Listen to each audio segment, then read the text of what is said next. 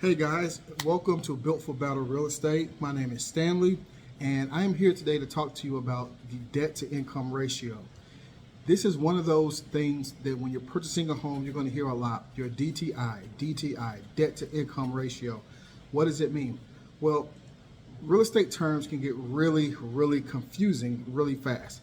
There are lots of acronyms and abbreviations and all that good stuff. Well, we're going to dive into what debt to income ratio is, and we're going to make it very plain and simple.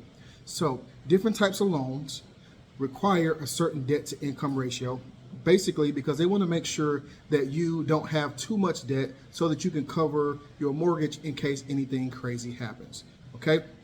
Now, that's why it matters. But let me tell you what it is. What a debt to income ratio is, like if they say your debt to income ratio to get this particular type of loan needs to be 50%.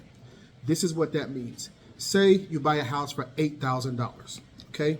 What they want to know is if all of the bills that you already have, in addition to the mortgage that you'll have to pay, all of that would have to come up to no more than 50% of the loan, okay? So that means if you're gonna have a 50-50 debt to income ratio, for example, on an $8,000 house, that means that all of your bills that you already have plus your mortgage would not come up to more than $4,000. And it's that simple. It's not your debt to income ratio before the mortgage, it's your debt to income ratio after the mortgage will be considered in addition to the other bills that you have.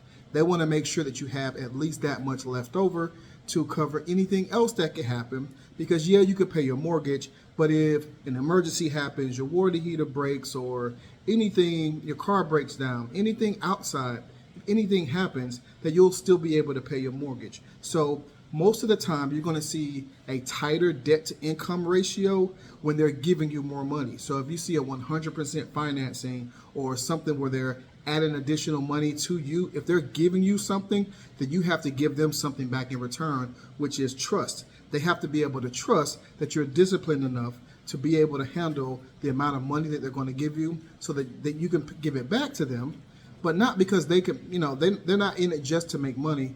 They're in it not to lose money. Okay, what that means is that they don't want to have to take your house back from you, because then they have to now pay for it. They don't want to do that. They want to give you the house and let you keep the house, and they move on and continue to give other people homes. Okay, so if you're thinking that, man, these types of loans are they're out there and they're making it so difficult for us to get, that's just why. Because they want to make sure that if they're giving you more money, they want to make sure that you're able to sustain what they're giving you. All right. So if you're looking for programs like 100% financing on your homes and things of that nature, then what you want to do is go ahead and start lowering your bills.